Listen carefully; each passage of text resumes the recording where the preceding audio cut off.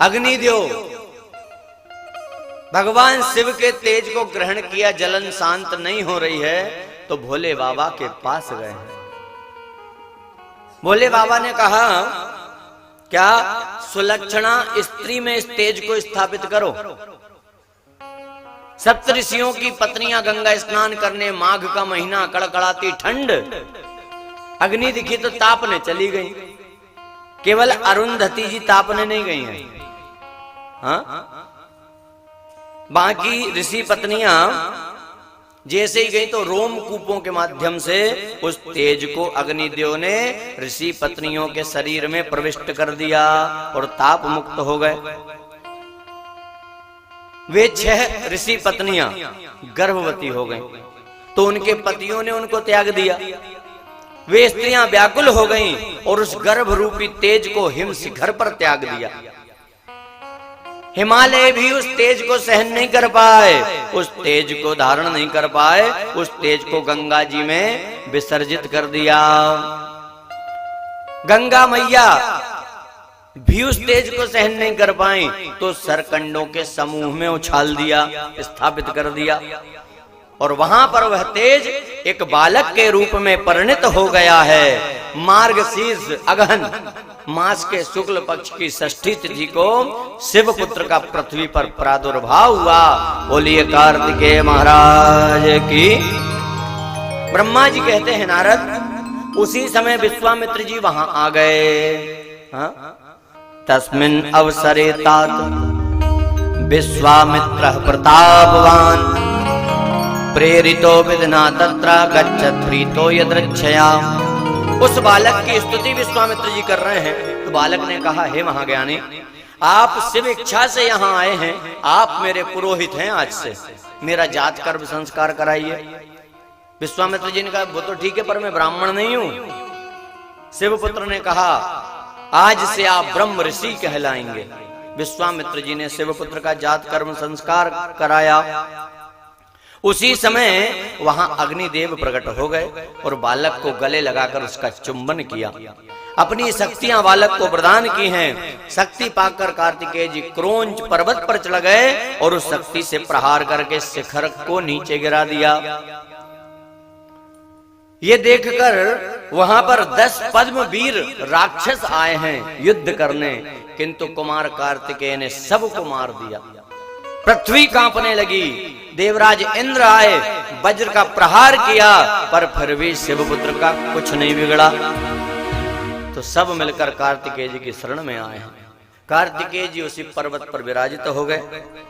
कृतिका नाम वाली 6 स्त्रियां वहां स्नान करने आई हैं।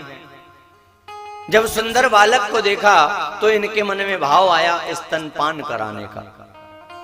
आपस में विवाद करने लगी, मैं दूध पिलाऊंगी, मैं स्तनपान कराऊंगी। 6 स्त्रियां, और उनको विवाद करते देखा तो कार्तिकेय भगवान ने अपने 6 मुख कर लिए हैं और स्तनपान किया है। समय बीता। इधर कैलाश पर्वत पर माता पार्वती ने एक दिन भगवान से कहा, भोले बाबा से, हे महादेव, आपका अमोघ तेज कभी नष्ट नहीं हो सकता। हाँ? जरूर बालक का जन्म हुआ होगा। भोले बाबा ने कहा, पार्वती जी बुलाओ मुनियों को, देवताओं को। तो सारे देवता और मुनियों को बुला के पूछा कि मेरा तेज कहाँ है। पृथ्वी ने कहा, मैं उस तेज को सहन नहीं कर पाई, तो मैंने अग्नि को सौंपा। अग्निदेव ने कहा कि मैं सहन नहीं कर पाया, तो हिमालय पर्वत पर त्यागा। हिमालय से पूछा तो मैंने गंगा में बहाया। गंगा से पूछा तो उस तेज को मैं भी सहन नहीं कर पाई, तो मैंने सरपत, सरकंडे में छोड़ दिया। वायु देवता ने कहा, हे प्रभु, गंगा तट पर सरकंडे में गिरा हुआ वह तेज सुंदर बालक के रूप में परिणत हो गया था, ये मैं जानता हूं। सूर्य देवता कहने लगे, मैंने भी उस बालक को देखा रोते हुए, पर मेरे अस्ताचल का समय आ गया था। चंद्रमा से पूछा, कहा, प्रभु, रोते हुए उस बालक को कृतिकाएं अपने घर ले गए। तो पुत्र का समाचार मिलने पर भगवान शिव माता पार्वती के साथ प्रसन्न होकर आए हैं, नंदीश्वर गणों को साथ लेकर कार्तिकेय जी को लेकर के कैलाश आए। कैलाश पर्वत पर महान उत्सव हुआ है। बोलिए कार्तिकेय महाराज की। भोले बाबा ने, बड़े सुंदर हैं कार्तिकेय, अपनी गोदी में लिया तो कार्तिकेय जी भोले बाबा के गले में जो नाग है ना उसको मसलने लगे। हाँ, ब्रह्मा जी पास में आए तो कार्तिकेय जी ने ब्रह्मा जी की दाढ़ी पकड़ के खींच ली। हाँ, पर ब्रह्मा जी भी क्रोधित नहीं हुए, आनंद हो रहा है, उत्सव मन रहा है। एक दिन भोले बाबा ने ब्रह्मांड के अधिपति के रूप में कार्तिकेय जी का अभिषेक किया, सुंदर सिंहासन पर बैठाया, फिर तीर्थ जल से स्नान करवाया। भगवान विष्णु ने कार्तिकेय जी को वैजंती माला और सुदर्शन चक्र दिया है। भगवान शिव ने अपना त्रिशूल और पिनाक धनुष प्रदान किया है। ब्रह्मा जी ने वेद और यज्ञोपवीत करवाया।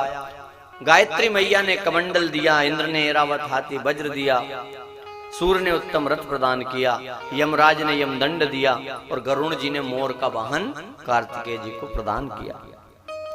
पश्चात भगवान हरि विष्णु ने उनको ब्रह्मांड का अधिपतित्व प्रदान किया और कार्तिकेय ने अनेक अनेक दिव्य लीलाएं की हैं।